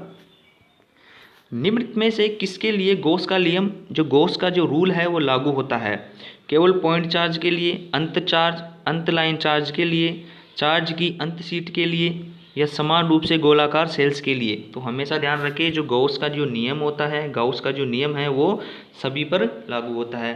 पहला केवल पॉइंट चार्ज के लिए, अंत लाइन चार्ज के लिए, चार्ज की अंत शीट के लिए और समान रूप से गोलाकार सेल्स के वितरण के लिए। इसका जो राइट आंसर होगा वो होगा ई। चलते हैं नेक्स्ट क्वेश्चन पर। थर्मल रिले किस सिद्धांत पर काम करता है। तो ऑप्शन देखिए, यांत्रिक प्रभाव पर, ऊष्मीय प्रभाव पर, रासायनिक प्रभाव पर, विकिरण प्रभाव पर व चुंबकीय प्रभाव पर। जो थर्मल रिले होता है वो बताना है किसके सिद्धांत पर काम करता है। जो थर्मल रिले होता है वह ताप से संबंधित है। तो ये किस सिद्धांत पर काम करेगा, ऊष्मीय प्रभाव के सिद्धांत पर काम करता है। न ही यांत्रिक प्रभाव पर करता है, न ही रासायनिक प्रभाव पर, न ही चुंबकीय प्रभाव पर, न ही विकिरण प्रभाव पर। तो जो थर्मल रिले हैं वह हमेशा, जो थर्मल रिले हैं वह ऊष्मीय प्रभाव पर उसमें प्रभाव के सिद्धांत पर काम करता है। तो चलते हैं नेक्स्ट क्वेश्चन पर। निम्नलिखित में से कौन सा एक उपकरण है जिसका प्रयोग इंसुलेशन के प्रतिरोध को मापने के लिए प्रयोग किया जाता है? तो कौन सा उपकरण है जिसका मान बताना है कि ये इंसुलेशन के प्रतिरोध को मापने में प्रयोग किया जाता है? तो इसका जो राइट आंसर होगा वो होगा इंसुलेशन प्रतिरोध हम किससे मापते हैं? मेगर से मापा जाता है। और वाट मीटर से हम शक्ति माप सकते हैं, गैल्वेनोमीटर से आवेश की उपस्थिति मापा जाता है, साइक्लोट्रॉन से इलेक्ट्रॉन की गति मापी जाती है, पायरोमीटर से उच्च तापमान मापा जाता है। तो इसका हमें बताना है कि इंसुलेशन प्रतिरोध, जो इंसुलेशन प्रतिरोध होता है वो होता है मेगर से मापा जाता है। चलते हैं नेक्स्ट क्वेश्चन पर। किसी मर्क्यूरी आर्क रेक्टिफायर का जो एनोड सामान्य तौर पर से निर्मित होता है? तो जो मर्क्यूरी आर्क जो रेक्टिफायर का एनोड होता है, तो ऑप्शन देखिए तांबे से बना होता है, या एल्यूमिनियम से बना होता है, चांदी से बना होता है, या ग्रेफाइट से बना होता है, या टंगस्टन से बना होता है। तो जो इसका जो राइट आंसर होगा वो मर्क्यूरी आर्क जो रेक्टिफायर होता है उसका जो एनोड बना होता है वो बना होता है ग्रेफाइट से। हमेशा ध्यान रखें, ग्रेफाइट से क्या बना होता है? इसका एनोड बना होता है। तो चलते हैं नेक्स्ट क्वेश्चन पर। कांस्टेंट में शामिल है चांदी और टिन, तांबा और टंगस्टन, टंगस्टन और चांदी, तांबा और निकल, और एल्यूमिनियम और निकल। जो कांस्टेंट होता है वो किससे बना होता है? वो होता है मैग्नीज जो होता है। तो ये कांस्टेंट किसका बना होता है? मैग्नीन का बना होता है, यूरेका का बना होता है। मैग्नीन, दूसरा है कांस्टेंट यूरेका। तो देखिए यूरेका जो बना होता है उसका जो मिश्रण होता है यूरेका का, जो तांबा प्लस और निकल होता है। जो कांस्टेंट होता है यूरेका में जो मिश्रण होता है वो तांबा प्लस निकल होता है। तो इसका जो राइट आंसर होगा वो होगा डी। चांदी और टिन का नहीं होता है, तांबा और टंगस्टन का नहीं होता है, टंगस्टन और चांदी का मिश्रण नहीं होता है, एल्यूमिनियम और निकल का नहीं होता है। तो जो कांस्टेंट होती है यूरेका उसमें तांबा और निकल का मिश्रण पाया जाता है। तो चलते हैं नेक्स्ट क्वेश्चन पर। इसका राइट आंसर डी हो गया है। एक इलेक्ट्रिक आयरन जो बॉक्स का हीटिंग एलिमेंट एक मिश्र धातु का बना होता है, तो तांबा और निकल। तो इसमें बताना है जो इलेक्ट्रिक आयरन जो है उसका जो बॉक्स का जो हीटिंग एलिमेंट किसका बना होगा? अब जो इलेक्ट्रिक आयरन का जो हीटिंग एलिमेंट बना होता है वो हमें पता है नाइक्रोम का बना होता है। किसका बना होता है? नाइक्रोम। अब देखते हैं नाइक्रोम में किसका मिश्रण होता है। ऑप्शन देखिए तांबा और निकल का, निकल और कोबाल्ट का, लोहा और मैग्नीशियम का, निकल व क्रोमियम का। तो या इनमें से कोई नहीं। जो नाइक्रोम का जो मिश्रण होता है वो होता है निकल और क्रोमियम का। निकल होता है 80% और जो क्रोमियम होती है वो होती है 20%। हमेशा ध्यान रखें जो इलेक्ट्रिक आयरन में हीटिंग एलिमेंट में क्या मिश्रण होता है? निकल तो 80% होता है, क्रोमियम 20% होता है। तो चलते हैं नेक्स्ट क्वेश्चन पर। वेब वाइंडिंग में समांतर मार्गों की संख्या कितनी होती है? यदि वेब वाइंडिंग है तो वेब वाइंडिंग होती है, वेब वाइंडिंग में समांतर पथों की संख्या 2 होती है। लैप वाइंडिंग में पोलों की संख्या के बराबर होता है। तो हमेशा ध्यान रखें। अब जो सिंप्लेक्स लैप वाइंडिंग और वेब वाइंडिंग में जो समान ईएमएफ दोनों में समान उत्पन्न, क्या बात रखना है? दोनों में क्या होता है? समान ईएमएफ जनरेट होता है, ईजी। वेब वाइंडिंग और जो लैप वाइंडिंग में होते हैं उनमें समान जो 2 पोल वाइंडिंग होती है, जो 2 पोल के लिए जो वेब बाउंड होता है, 2 पोल के लिए जो लैप बाउंड होता है, उनमें जो उत्पन्न ईएमएफ होता है वो दोनों में समान होता है। ये हमेशा ध्यान रखें। चलते हैं next question. Synchronous motor power कारक पर कार्य कर सकता है। जो सिंक्रोनस मोटर होता है वो पावर फैक्टर पर कार्य कर सकता है, केवल लीडिंग पर, केवल लेगिंग पर, केवल यूनिटी पर, या लीडिंग लेगिंग यूनिटी, तो केवल शून्य। तो जो सिंक्रोनस मोटर होता है उसका जो पावर जो फैक्टर होता है वो निर्भर करता है, वह कार्य कर सकता है। बताना है कि सिंक्रोनस मोटर कौन कौन से पावर फैक्टर पर काम करती है। तो लीडिंग पर भी कर सकती है, लेगिंग भी कर सकती है, और यूनिटी भी कर सकती है। तो इसका राइट आंसर होगा सी। चलते हैं नेक्स्ट क्वेश्चन पर। किसी सिंक्रोनस मोटर में हंटिंग तब होता है जब लोड अचानक परिवर्तन होता है, लोड स्थिर रहता है, वायु अंतराल कम होता है, वायु अंतराल अधिक होता है, या बेरिंग में घर्षण वह अधिक होता है। तो हमेशा ध्यान रखें जो सिंक्रोनस मोटर में जो हंटिंग होती है वो अचानक लोड परिवर्तन से होती है। तो जो सिंक्रोनस मोटर में जो हंटिंग होती है वो अचानक लोड परिवर्तन से होती है। क्या होता है, अचानक जब सिंक्रोनस मोटर पर लोड बढ़ दिया जाता है तो वह हंटिंग आवाज़ करने लगती है, हंटिंग दोष हो जाने लगता है, उसे बोलते हैं अचानक लोड में परिवर्तन होने से सिंक्रोनस मोटर में हंटिंग दोष उत्पन्न हो जाता है। तो चलते हैं नेक्स्ट क्वेश्चन पर। सिंक्रोनस मोटर में हंटिंग को द्वारा न्यूनतम किया जा सकता है तो प्लाई व्हील का प्रयोग करके, डैम्पर वाइंडिंग का प्रयोग करके और सिंक्रोनाइजिंग पावर के लिए मोटर को डिजाइन करके। तो हमेशा ध्यान रखें, जो डैम्पर वाइंडिंग का प्रयोग तो किया ही जाता है, उसके साथ साथ क्या होता है, एक सिंक्रोनाइजिंग जो पावर के लिए मोटर को जो शुरू में ही क्या किया जाता है, डिजाइन किया जाता है। फिर दूसरी बात है प्लाई व्हील का प्रयोग करके। जब हम ये तीनों ही काम कर सकते हैं तो हंटिंग को न्यूनतम किया जा सकता है। इसका जो राइट आंसर होगा वो होगा ABC। तो जो प्लाई व्हील का प्रयोग करके, डैम्पर वाइंडिंग का प्रयोग करके और सिंक्रोनाइजिंग के लिए पावर के लिए मोटर को डिजाइन करके क्या कर सकते हैं हम, सिंक्रोनस मोटर के हंटिंग को न्यूनतम किया जा सकता है। तो चलते हैं नेक्स्ट क्वेश्चन पर। किसी सिंक्रोनस मोटर का जो प्रसार कारक हमेशा होता है, जो वितरण जो फैक्टर होता है वो हमें बताना है, यूनिट होता है, यूनिट से कम होता है, यूनिट से अधिक होता है, या 1 व 2 के मध्य होता है। तो हमेशा ध्यान रखें, जो सिंक्रोनस मोटर का जो प्रसार कारक होता है, जो प्रसार कारक होता है वो कितना होता है, वो होता है यूनिट से कम होता है। हमेशा ध्यान रखें, जो सिंक्रोनस मोटर में जो प्रसार कारक होता है वो हमेशा यूनिट से कम होता है। तो चलते हैं नेक्स्ट क्वेश्चन पर। निम्नलिखित में से किसमें एक रोटर होता है जिसे शून्य मैग्नेटिक परमेबिलिटी के साथ एक गैर चुंबकीय पदार्थ के छल्ले के द्वारा समर्थित मिलता है। तो ये बताना है कि जो एक रोटर होता है, एक रोटर है, उसमें क्या है, शून्य मैग्नेट, जो शून्य मैग्नेट परमेबिलिटी है, उसमें क्या है, शून्य मैग्नेट परमेबिलिटी के साथ एक क्या आ रहा है, एक गैर चुंबकीय पदार्थ का है, मतलब वो चुंबकीय पदार्थ नहीं है। तो उसे बोलेंगे एक सिलेंड्रिकल स्टैटिक मोटर, या एक डिस्क हिस्टैरिसीस मोटर, या परिधात्मक क्षेत्र हिस्टैरिसीस मोटर, या अक्षीय क्षेत्र हिस्टैरिसीस मोटर। तो इसका जो राइट आंसर होगा वो होगा परिधात्मक क्षेत्र हिस्टैरिसीस मोटर होगी। तो चलते हैं नेक्स्ट क्वेश्चन पर। जो घरेलू रेफ्रिजरेटर में प्रयोग होने वाला मोटर होता है, जो घरेलू जो हम रेफ्रिजरेटर में प्रयोग करते हैं, फ्रिज में जो प्रयोग करते हैं, वो कौन सा मोटर होता है, DC series motor, DC shunt motor, DC compound motor, universal motor व सिंगल फेज इंडक्शन मोटर। तो हमेशा ध्यान रखें, जो घरेलू रेफ्रिजरेटर में हमें प्रयोग किया जाता है वो किया जाता है सिंगल फेज इंडक्शन मोटर का प्रयोग किया जाता है। इसका राइट आंसर होगा E। चलते हैं नेक्स्ट क्वेश्चन पर। निम्नलिखित में से किस सिंगल फेज मोटर में उच्चतम चालक टॉर्क होता है। तो जो निम्नलिखित मोटर दिखाई गई है, शेडेड पोल मोटर दिखाई गई है, कैपेसिटर रन मोटर दिखाई गई है, कैपेसिटर फेज मोटर दिखाई गई है, कैपेसिटर स्टार्ट मोटर दिखाई गई है और यूनिवर्सल मोटर है।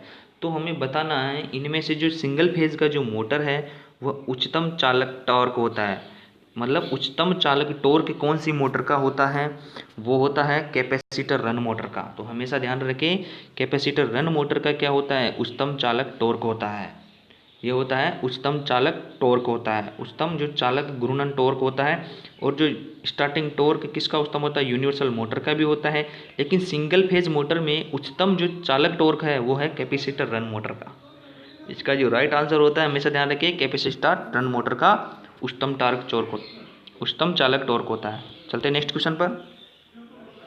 सिंगल फेज स्टेटर वाइंडिंग की दूरी पर विद्युतीय रूप से मोटर के अंदर रखे गए हैं। जो 3 फेज की जो सिंगल फेज स्टेटर वाइंडिंग होती हैं उनको हमेशा 120 डिग्री के अंतर पर रखा जाता है। तो ऑप्शन देखिए, 180 होगा, 180 पर नहीं रखते हैं, 90 पे नहीं रखते हैं, और सिंगल फेज में तो इसको रखेंगे 120 डिग्री के अंतर्गत। तीन है सिंगल फेज स्टेटर वाइंडिंग की दूरी विद्युतीय रूप से अंदर में रखे जाते हैं। 3 सिंगल फेज है तो 120 पर रखेंगे, और सिंगल फेज है तो उसे 90 डिग्री पर रखेंगे। तो हमेशा ध्यान रखें, 3 सिंगल फेज है तो 120 डिग्री पर रखेंगे। चलते हैं नेक्स्ट क्वेश्चन पर।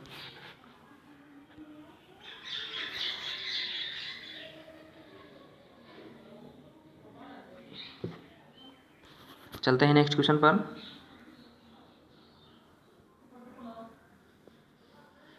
एक लैप बाउंड डीसी मशीन में कंडक्टरों की संख्या 100 है। क्या है, कंडक्टरों की संख्या क्या है 100 है और समांतर मार्गों की संख्या 10 है, तो पिच का औसत पता लगाइए। जब एक लैप बाउंड डीसी मशीन में कंडक्टरों की संख्या 100 है और समांतर मार्गों की संख्या 10 है तो पिच औसत। यदि कंडक्टरों की संख्या 100 है और समांतर मार्ग 10 है तो प्रत्येक समांतर मार्ग में जो कंडक्टर होंगे वो कितने होंगे, 10-10 होंगे। तो 10-10 के मध्य में जो पिच औसत होगा वो कितना होगा, 10 होगा। इसका जो राइट आंसर होगा वो 10 होगा। तो हमेशा ध्यान रखें, जो समांतर मार्ग 10 है, यदि कंडक्टर 100 हैं तो प्रत्येक जो समांतर मार्ग में 10-10 कंडक्टर शिफ्ट हो जाते हैं और उनके जो बीच में जो पिच औसत होता है वो होता है 10 का। चलते हैं नेक्स्ट क्वेश्चन पर। निम्नलिखित में से क्या स्क्वायरल केज इंडक्शन मोटर में मौजूद नहीं होता है? तो जो स्क्वायरल केज इंडक्शन मोटर में मौजूद नहीं होता है ये बताना है। ऑप्शन देखिए, स्लिप रिंग, ब्रश, ए और बी दोनों, या स्लॉट्स बी और डी दोनों। तो हमेशा ध्यान रखिए, जो स्क्वायरल केज इंडक्शन मोटर होती है उसमें न तो स्लिप रिंग होती है न ही ब्रश होते हैं। इसका क्या है, मौजूद नहीं होते। इसका जो राइट आंसर होगा वो होगा ए और बी दोनों। तो हमेशा ध्यान रखें, स्लिप रिंग और ब्रश ये क्या होते हैं, स्क्वायरल केज जो इंडक्शन मोटर होती है उसमें मौजूद नहीं होते हैं। तो चलते हैं नेक्स्ट क्वेश्चन पर। एक double squirrel cage induction motor में ऑप्शन देखिए, 2 रोटर विपरीत दिशा में घूमते हैं, या स्टेटर में 2 समांतर वाइंडिंग की जाती है, रोटर में 2 समांतर वाइंडिंग होती है, स्टेटर में 2 सीरीज वाइंडिंग होती है, बी और सी दोनों।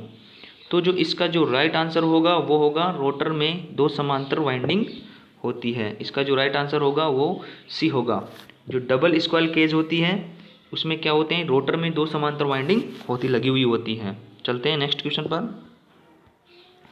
इनमें से कौन से कैपेसिटर में अपेक्षाकृत कम सेल्फ लाइफ का होता है? तो जो कम जो सेल्फ लाइफ होती है वो बताना है कौन सा कैपेसिटर है। तो mica capacitor, electrolyte capacitor, ceramic capacitor, paper capacitor और डिस्क कैपेसिटर। तो इसका जो राइट आंसर होगा अपेक्षाकृत कम सेल्फ लाइफ का होता है वो होता है इलेक्ट्रोलाइटिक कैपेसिटर। इसका जो राइट आंसर है वो होगा इलेक्ट्रोलाइटिक कैपेसिटर। चलते हैं नेक्स्ट क्वेश्चन पर। इनमें से कौन से सर्किट ब्रेकर में सबसे कम वोल्टेज रेंज होता है? तो air brake circuit breaker, tank type oil circuit breaker, air blast circuit breaker, SF6 circuit breaker और इन सभी में। तो इसका जो राइट आंसर होगा, जो सबसे कम वोल्टेज का जो सर्किट ब्रेकर होगा वो होगा air brake circuit breaker. Air brake circuit breaker जो होता है ये कम रेंज का होता है, 750 वोल्ट तक ही, ये मानो 650 वोल्ट तक ही प्रयोग किया जाता है। और जो एयर ब्लास्ट सर्किट ब्रेकर होता है ये SSB में सब स्टेशनों पर प्रयोग किए जाते हैं। क्या किए जाते हैं, एयर ब्लास्ट सर्किट ब्रेकर। जो एयर ब्लास्ट सर्किट ब्रेकर होता है इसमें क्या होता है, एक दोष होता है उसे बोला जाता है चॉपिंग। ये क्या करता है, कट कट की आवाज़ भी करता है। एयर ब्लास्ट सर्किट ब्रेकर में एक दोष उत्पन्न होता है उसे बोला जाता है चॉपिंग, ये भी ध्यान रखें। और SF6 होता है ये होता है 765, जो 765 kV तक की लाइनों में उपयोग किया जाता है SF6 सर्किट ब्रेकर। इसमें होता है सल्फर हेक्सा फ्लोराइड गैस भरी हुई होती है। तो ये ध्यान रखें, इसका राइट आंसर होगा एयर ब्रेक सर्किट ब्रेकर। चलते हैं नेक्स्ट क्वेश्चन पर। कोगिंग शब्द इनमें से किससे संबंधित है? जो कोगिंग शब्द इनमें से किससे संबंधित है? ऑप्शन देखिए, 3 फेज वाला transformer, compound generator, DC series motor, induction motor, DC shunt motor. जो कोगिंग शब्द इनमें से किससे संबंधित है ये बताना है। कोगिंग होता है वो होता है इंडक्शन मोटरों में, हमें कोगिंग देखने को मिलता है इंडक्शन मोटरों में। कोगिंग होता है ये इंडक्शन मोटरों से संबंधित है। तो चलते हैं नेक्स्ट क्वेश्चन पर। आज हम 100 क्वेश्चन कंप्लीट करेंगे। तो नीचे दिए गए चित्र के जरिए इनमें से कौन सी वाइंडिंग को दिखाया गया है बताना है। कौन सी वाइंडिंग है जो निम्नलिखित चित्र में नीचे दिखाई गई है? तो स्किन वाइंडिंग होगी, या स्क्रू वाइंडिंग होगी, या इन्वॉल्व कॉइल वाइंडिंग होगी, या डायमंड कॉइल वाइंडिंग होगी, या बास्केट वाइंडिंग होगी। तो हमेशा ध्यान रखें, जो हमें दिखाई गई जो वाइंडिंग है ये एक प्रकार की क्या है, स्किन वाइंडिंग है, सतही वाइंडिंग है। तो चलते हैं नेक्स्ट क्वेश्चन पर, ये हमेशा याद रखें। ऐसे स्टेटर वाइंडिंग पर निरंतर परीक्षण, जो कंटिन्यूटी परीक्षण करते समय वाइंडिंग में शॉर्ट सर्किट होने की स्थिति में सीरीज में जोड़ा गया टेस्ट लैंप रहेगा। तो यदि हम टेस्ट लैंप से सीरीज टेस्ट लैंप से हम कंटिन्यूटी टेस्ट परीक्षण कर रहे हैं। यदि वाइंडिंग में क्या हो गया है, शॉर्ट सर्किट हो गया है, तो ऑप्शन बताइए। देखिए, अंधेरा होगा, पूर्ण रोशनी होगी या हल्की रोशनी होगी, चमक नहीं होगी, ए या तो सी या डी होगा। तो हमेशा ध्यान रखें, जब हम किसी शॉर्टेड वाइंडिंग को, शॉर्ट सर्किट को जब हम टेस्ट सीरीज लैंप से टेस्ट करते हैं तो वो हमें कंटिन्यूटी टेस्ट ही बताता है। कंटिन्यूटी टेस्ट बताता है, वो हमें शॉर्ट सर्किट के बारे में नहीं बताता है। तो वह क्या करेगा, वह पूर्ण रोशनी ही देता रहेगा। ये एक कंटिन्यूटी, सात्यता को परीक्षण करता है। चलते हैं नेक्स्ट क्वेश्चन पर। अगर किसी इंडक्शन मोटर में किन्हीं दो फेजों को आपस में बदल दिया जाता है तो मोटर, जब हम किसी इंडक्शन मोटर है उनके दो फेजों को आपस में बदलेंगे तो क्या होगा, मोटर विपरीत दिशा में घूमेगी, सही है, या फिर कम रफ्तार पर चलेगी, नहीं चलेगी, जल जाएगी, एक ही दिशा में चलेगी। तो हमेशा ध्यान रखें, अगर इंडक्शन मोटर में किन्हीं दो फेजों को आपस में बदल दिया जाता है तो वह विपरीत दिशा में चलेगी। क्या होगी, विपरीत दिशा में चलेगी। चलते हैं नेक्स्ट क्वेश्चन पर। उसकी घूर्णन दिशा बदल जाएगी। किसी सर्किट में प्रत्यक्ष पावर से वास्तविक पावर का अनुपात होता है। तो देखिए, पावर फैक्टर बोला जाता है या रिएक्टेंस बोला जाता है, प्रतिबाधा बोला जाता है, सुरक्षा कारक बोला जाता है या पावर रेटिंग बोला जाता है। तो हमेशा ध्यान रखें, जब जो वास्तविक पावर बटा आभासी पावर, ये क्या है यहाँ पर, इसे थोड़ा सही कर लीजिए। यहाँ पे होगा यहाँ पे वास्तविक पावर, ये होगा आभासी पावर। वास्तविक पावर बटा आभासी पावर के अनुपात को क्या बोला जाता है, पावर फैक्टर बोला जाता है। वास्तविक पावर बटा आभासी अनुपात की शक्ति को, वास्तविक शक्ति बटा आभासी शक्ति के अनुपात को पावर फैक्टर कहा जाता है। चलते हैं नेक्स्ट क्वेश्चन पर। किसी इंडक्शन मोटर का संपूर्ण वृत्ताकार चित्र से प्राप्त डेटा से बनाया जा सकता है। जब इंडक्शन मोटर जो संपूर्ण वृत्ताकार चित्र होता है, जो संपूर्ण ग्राफ होता है, वो किससे प्राप्त डेटा से बनाया जाता है, नो लोड टेस्ट से, ब्लॉक रोटर टेस्ट से, या स्टेटर रेजिस्टेंस टेस्ट से, या डाइलेक्ट्रिक टेस्ट से, ए बी व सी तीनों से। तो हमेशा ध्यान रखें, जब हम जो संपूर्ण वृत्ताकार चित्र बनाएंगे, जो ग्राफ बनाएंगे, वो नो लोड टेस्ट भी करके देखेंगे, ब्लॉक रोटर टेस्ट भी करके देखेंगे, स्टेटर रेजिस्टेंस टेस्ट भी करेंगे, लेकिन डाइलेक्ट्रिक टेस्ट नहीं करेंगे। इसका जो राइट आंसर होगा वो होगा ए और बी और सी। इसका जो राइट आंसर होगा ई। चलते हैं नेक्स्ट क्वेश्चन पर। इंडक्शन मोटर पर ब्लॉक रोटर टेस्ट का इस्तेमाल का पता लगाने के लिए किया जाता है। जब इंडक्शन मोटर में ब्लॉक रोटर टेस्ट का इस्तेमाल क्या पता लगाने के लिए किया जाता है, रिसाव इम्पीडेंस, शॉर्ट सर्किट पर पावर फैक्टर, रेटेड वोल्टेज में शॉर्ट सर्किट करंट, या स्टार्टिंग टॉर्क और मोटर में, या इन सभी में। तो हमेशा ध्यान रखें, जो ब्लॉक रोटर टेस्ट का इस्तेमाल पता लगाने के लिए किया जाता है, तो रिसाव impedance, short circuit power factor, rated voltage short circuit और स्टार्टिंग टॉर्क ऑफ मोटर। तो इसका जो राइट आंसर होगा वो होगा ई। इंडक्शन मोटर में जो ब्लॉक रोटर टेस्ट किया जाता है वो किया जाता है उपरोक्त सभी पर। तो चलते हैं नेक्स्ट क्वेश्चन पर। इंडक्शन मोटर पर ब्लॉक रोटर टेस्ट ट्रांसफार्मर पर टेस्ट के समान होता है। तो जो इंडक्शन मोटर में जो ब्लॉक रोटर टेस्ट होता है वो ट्रांसफार्मर पर टेस्ट के समान होता है। ऑप्शन देखिए, back to back, open circuit, short circuit, dielectric, इनमें से कोई नहीं। तो जो इंडक्शन मोटर में जो ब्लॉक रोटर टेस्ट होता है वो होता है एक प्रकार का बैक टू बैक टेस्ट होता है। और एक चीज़ एक और याद रखें, इंडक्शन मोटर और एक ट्रांसफार्मर के कंपेरिजन से क्वेश्चन पूछा जाता है कि जो लोड करंट होती है वो किस में ज़्यादा होती है, या बराबर, या जो नो लोड करंट होती है वो इंडक्शन मोटर में और ट्रांसफार्मर में किस में कम होती है, ये पूछा जाता है। तो जो ट्रांसफार्मर में जो लोड करंट होती है वो कम होगी, और इंडक्शन मोटर में जो नो लोड पर जो लोड करंट होती है वो अधिकतम होती है, ये ध्यान रखें। चलते हैं नेक्स्ट क्वेश्चन पर। ट्रांसफार्मर में होने वाले इनमें से कौन सा नुकसान इंडक्शन मोटर के ब्लॉक रोटर टेस्ट में बहुत अधिक होता है। तो ट्रांसफार्मर में होने वाला नुकसान बताइए जो इंडक्शन मोटर के ब्लॉक रोटर टेस्ट में बहुत अधिक होता है। तो कॉपर लॉस होता है, या कोर लॉस होता है, या कॉपर लॉस होता है, या फ्रिक्शन लॉसेज होता है, या विंडेज लॉसेज होता है। तो जो ट्रांसफार्मर में ना तो फ्रिक्शन लॉसेज होते हैं ना ही विंडेज लॉसेज होते हैं, तो COD तो कैंसिल हो गया है। और ट्रांसफार्मर में होने वाला जो ब्लॉक रोटर टेस्ट होता है ये एक फुल लोड टेस्ट होता है, ये होगा कॉपर लॉस टेस्ट बहुत अधिक होगा। ब्लॉक रोटर टेस्ट में कॉपर लॉसेज बहुत अधिक होंगे ट्रांसफार्मर में, हमेशा ध्यान रखें। चलते हैं नेक्स्ट क्वेश्चन पर। किसी इंडक्शन मोटर का टॉर्क पर निर्भर करता है। किसी इंडक्शन मोटर का जो टॉर्क होता है वो निर्भर करता है स्टेटर द्वारा उत्पन्न फ्लक्स, प्रति phase rotor current, rotor power factor या इम्पीडेंस ऑफ रोटर साइड, इन सभी पर। जो हमेशा ध्यान रखें, जो इंडक्शन मोटर का जो टॉर्क होता है स्टेटर में उत्पन्न फ्लक्स पर भी निर्भर करता है, प्रति फेज रोटर करंट पर भी निर्भर करता है और रोटर पावर फैक्टर भी निर्भर करता है और इम्पीडेंस पर भी निर्भर करता है। तो हमेशा ध्यान रखें, जो टॉर्क होता है इंडक्शन मोटर में वो वोल्टेज, जो सप्लाई वोल्टेज के वर्ग के स्क्वायर, मतलब वोल्टेज के वर्ग के समानुपाती होता है। यह भी एक ध्यान रखें, यहाँ से भी क्वेश्चन पूछा जाता है। चलते हैं नेक्स्ट क्वेश्चन पर। एक स्लिप रिंग इंडक्शन मोटर में प्रारंभिक टॉर्क को जोड़कर बढ़ाया जा सकता है। जब स्लिप रिंग इंडक्शन मोटर में जो प्रारंभिक टॉर्क होता है को जोड़कर बढ़ाया जा सकता है रोटर के बाहरी इंडक्टेंस से या रोटर के बाहरी प्रतिरोध से, रोटर में बाहरी धारिता जोड़कर, ए व बी दोनों, ए और सी दोनों।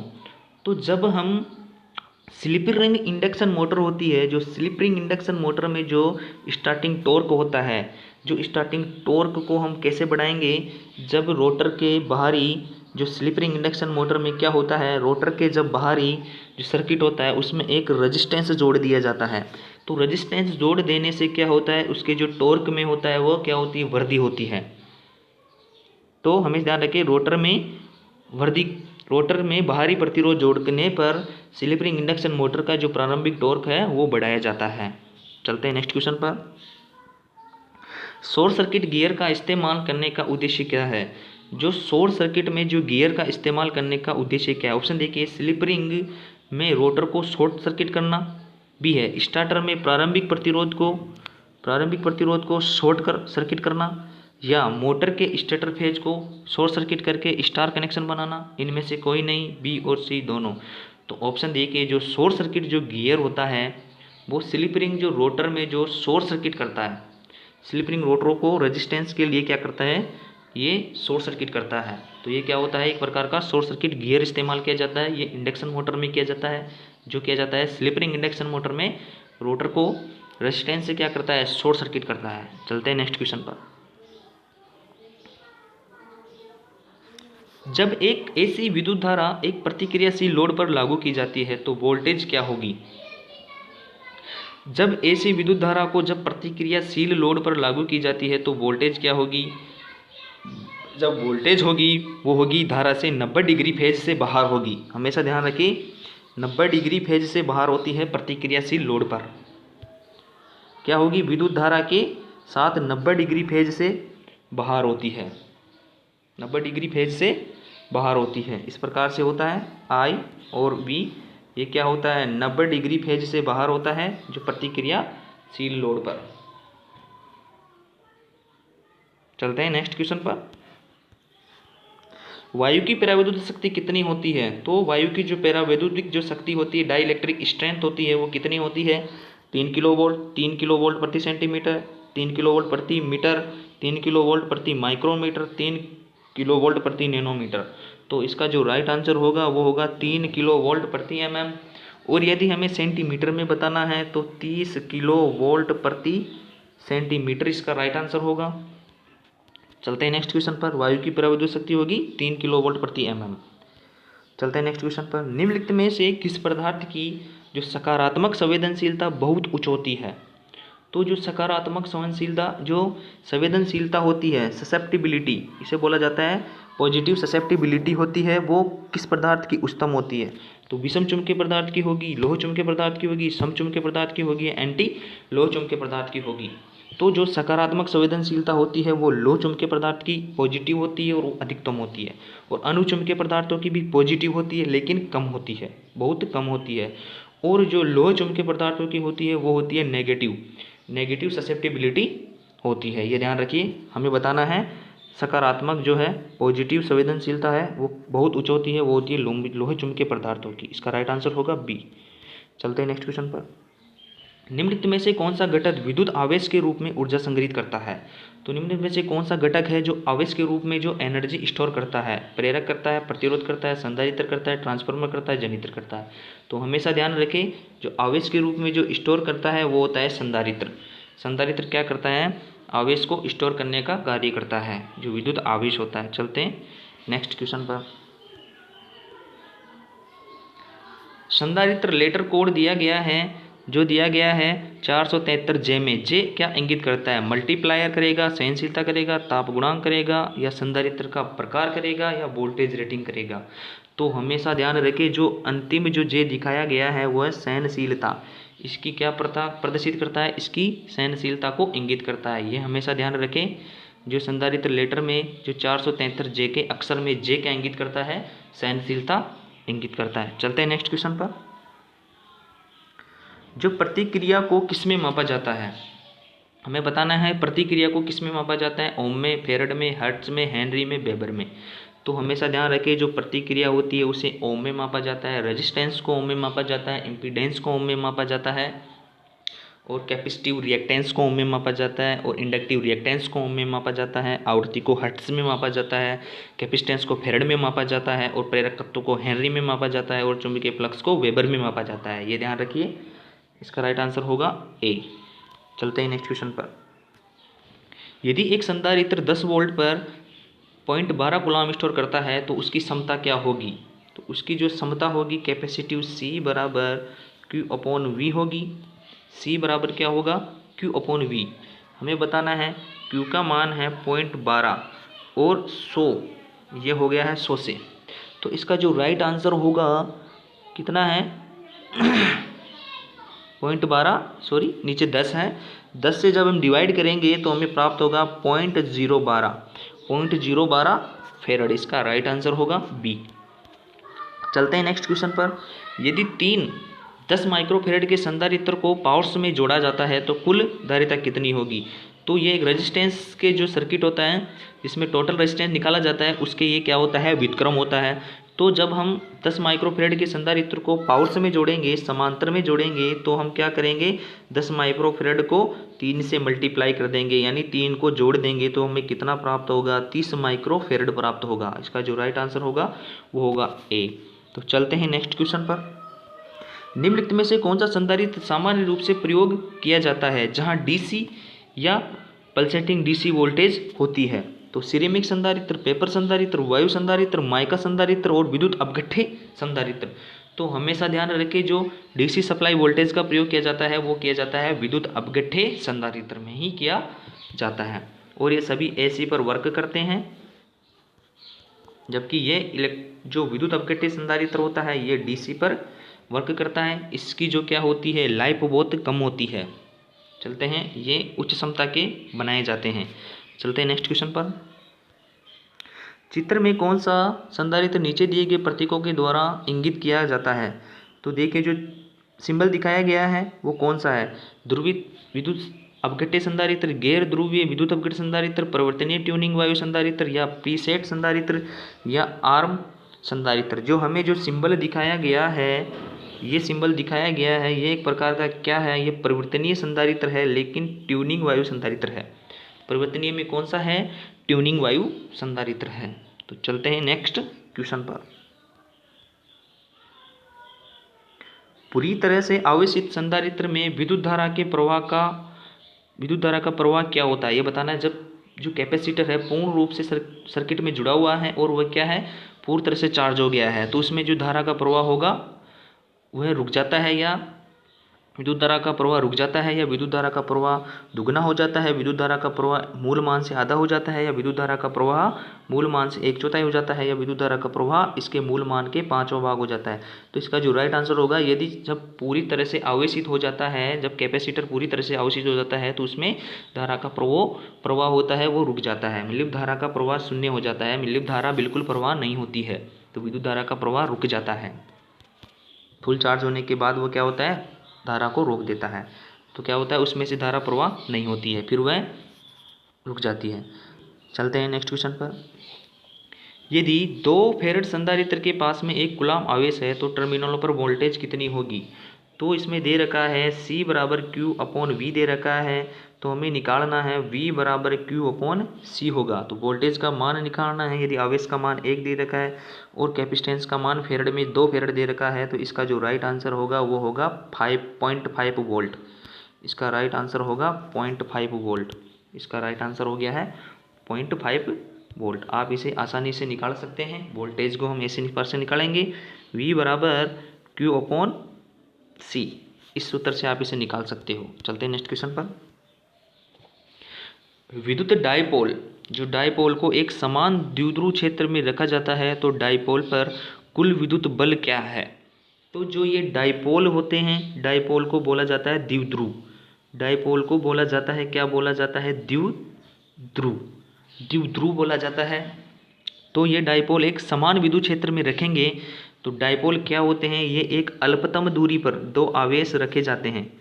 अल्पतम दूरी पर दो आवेश रखते हैं, 1 और 2। इनके मध्य की दूरी d होती है। क्या होता है? दो आवेशों के मध्य की दूरी d होती है। तो हमेशा ध्यान रखें।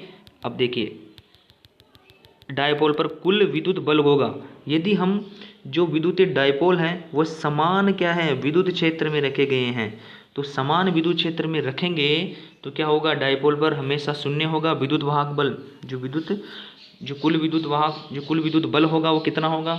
हमेशा शून्य होता है डायपोल के विनाश पर, या शून्य नहीं हो सकता, डायपोल की शक्ति पर निर्भर करता है, या B व D दोनों। तो इसका जो राइट आंसर होगा, जब द्विध्रुव को हम समान विद्युत क्षेत्र में रखा जाता है तो क्या होता है? वहाँ पर हमेशा शून्य ही होता है। तो विद्युत डायपोल पर क्या होता है? एक समान विद्युत क्षेत्र में रखा जाता है तो डायपोल कुल विद्युत बल शून्य हो जाएगा। चलते हैं नेक्स्ट क्वेश्चन पर। सर्किट ब्रेकर का मूल कार्य क्या है? तो सर्किट ब्रेकर का जो मूल कार्य है वो क्या है? आर्क उत्पन्न करना, आर्क आसपास की वायु को आयनिकित करना, आर्क द्वारा वोल्टेज संचालित करना, आर्क को निर्वापित करना, या सर्किट को क्रियाशील करना।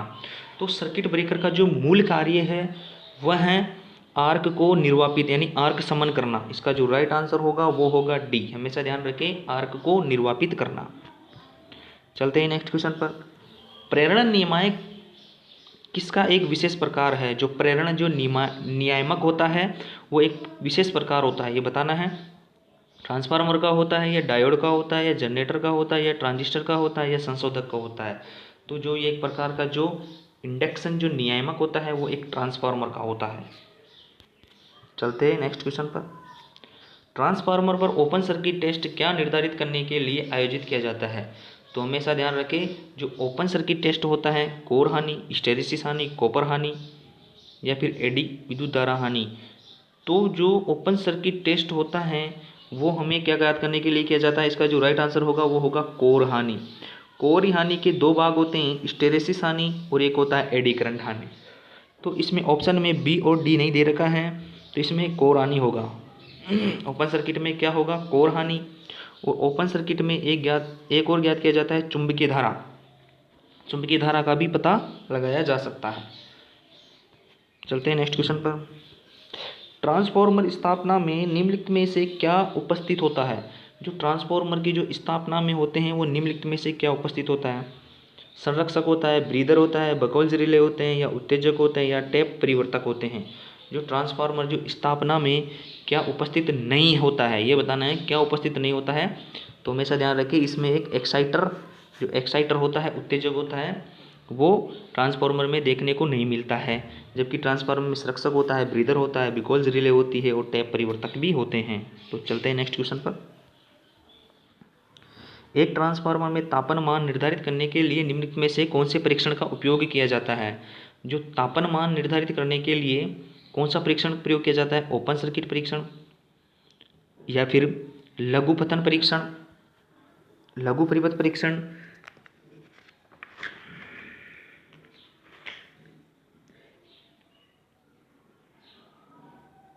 एक सेकंड देखिए। एक ट्रांसफार्मर में जो तापन मान निर्धारित करने के लिए निम्नलिखित में से कौन से परीक्षण का उपयोग किया जाता है? जब हम ट्रांसफार्मर में तापन मान निर्धारित करेंगे उसके लिए कौन सा परीक्षण प्रयुक्त किया जाता है? देखिए, ओपन सर्किट परीक्षण या लघुपति परीक्षण, A और B दोनों। ना ही हम तापन मान को जब निर्धारित करेंगे ट्रांसफार्मर में, ओपन सर्किट भी नहीं करते हैं और न ही लघुपतन परीक्षण किया जाता है। तो ये C कैंसिल भी हो गया है। अब देखिए, B और D भी नहीं होगा। इसका जो राइट आंसर होगा वो होगा सपनर का परीक्षण। तो हमेशा ध्यान रखिए, ट्रांसफार्मर में जो तापमान निर्धारित होता है, जो तापमान, जो हीट का जो निर्धारण मान होता है वो किससे दर्शाया जाता है, किससे परीक्षण किया जाता है, वो होता है शपनर परीक्षण। जो शपनर परीक्षण होता है ये एक प्रकार का फुल लोड परीक्षण होता है। फुल लोड परीक्षण होता है ये एक प्रकार का इनडायरेक्ट इलेक्ट्रिकल टेस्ट होते हैं जो शपनर का परीक्षण होता है। चलते हैं नेक्स्ट क्वेश्चन पर। एक बिजली ट्रांसफार्मर में तांबे की क्षति के लिए लोहे क्षति का अनुपात कितना होता है। तो एक बिजली का ट्रांसफार्मर होता है, एक बिजली का जो ट्रांसफार्मर है उसमें तांबे की क्षति के लिए कौन सी क्षति का अनुपात होता है। तो हमेशा ध्यान रखें, जो बिजली के ट्रांसफार्मर के लिए तांबे की क्षति के लिए लोह क्षति के लिए अनुपात होता है 1:1 में। 1:1 में होने पर क्या होता है, जब उसकी दक्षता अधिकतम होती है। चलते हैं नेक्स्ट क्वेश्चन पर। ट्रांसफार्मर पर नियमित परीक्षण यानी नियमित कंटिन्यूटी परीक्षण के तहत निम्नलिखित में से कौन सा परीक्षण नहीं आता है। तापन वृद्धि परीक्षण, डाइलेक्ट्रिक परीक्षण, शॉर्ट सर्किट परीक्षण, वोल्टेज अनुपात माप परीक्षण या वाइंडिंग प्रतिरोध माप परीक्षण। तो हमेशा ध्यान रखें, जो होता है कौन सा होता है, ट्रांसफार्मर में जो नियमित परीक्षण होता है वह कौन से परीक्षण में नहीं आता है, ये बताना नहीं आता है। जो नियमित परीक्षण के तहत नहीं आते हैं वो होते तापन वृद्धि परीक्षण। इसका जो राइट आंसर होगा वो होगा, बहुत इंपॉर्टेंट क्वेश्चन है कि ट्रांसफार्मर पर जो नियमित परीक्षण के तहत कौन से परीक्षण नहीं आते हैं।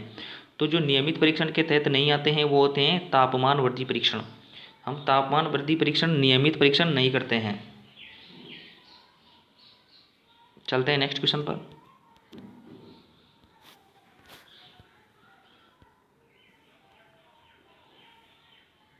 तीन चरण ट्रांसफार्मर में स्टार कनेक्शन के मामले में जो फेज करंट मूल्य के बराबर है। तो तीन फेज ट्रांसफार्मर में जो स्टार कनेक्शन है, स्टार कनेक्शन में जो फेज करंट होती है वो के बराबर होती है। तो हमेशा ध्यान रखें, स्टार में जो फेज करंट होती है वो लाइन करंट के बराबर होती है, जबकि जो फेज वोल्टेज होता है स्टार में वो होता है लाइन वोल्टेज का अपॉन रूट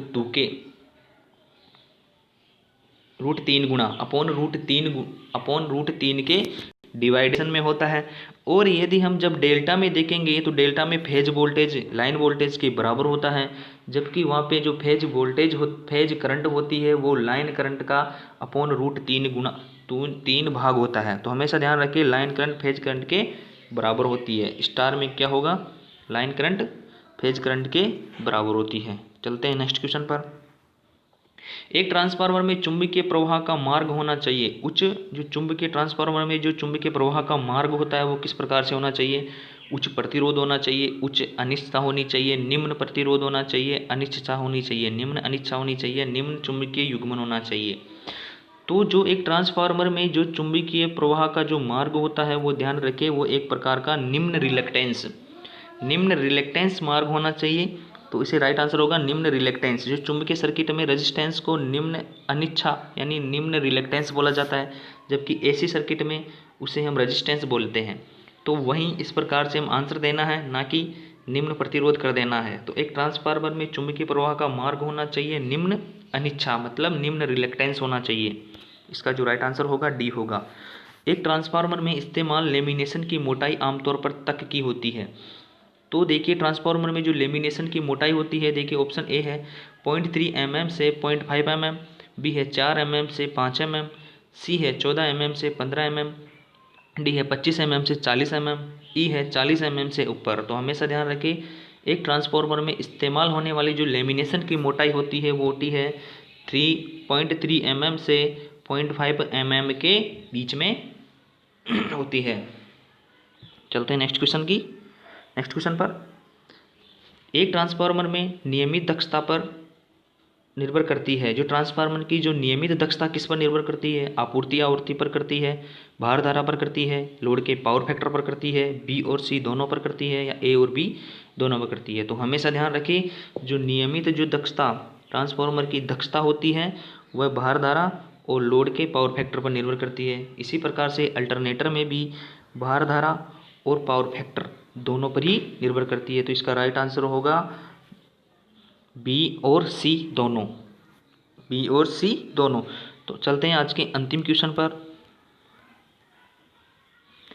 ट्रांसफार्मर में सौर स्तर जो परीक्षण को कहा जाता है, ऑप्शन देखिए, नमूना परीक्षण, विशेष परीक्षण, सामान्य परीक्षण, डाइलेक्ट्रिक परीक्षण और लघुपतन परीक्षण। तो जो ट्रांसफार्मर में जो सौर स्तर परीक्षण किया जाता है उसे बोला जाता है नमूना परीक्षण, और एक विशेष परीक्षण, ये अलग अलग प्रकार से किए जाते हैं। सामान्य परीक्षण होते हैं जो हम सामान्य रूप से परीक्षण किए जाते हैं, डाइलेक्ट्रिक परीक्षण होते हैं जो तेल के परीक्षण को किया जाता है, लघुपतन परीक्षण जो वाइंडिंग को शॉर्ट सर्किट करके उसे लघुपतन परीक्षण जांचा जाता है। तो आज के जो अंतिम क्वेश्चन हैं वो 100 क्वेश्चन कंप्लीट हो गए हैं। इसी प्रकार से हम कल अगला जो पेपर है टेक्निकल हेल्पर का, उसी के आंसर की को सॉल्यूशन करने वाले हैं। तो यदि हमारे पेज को लाइक करें, कमेंट्स करें और सब्सक्राइब करें। यदि आपको पसंद आया तो शेयर भी करें। तो धन्यवाद। जय हिंद, जय भारत।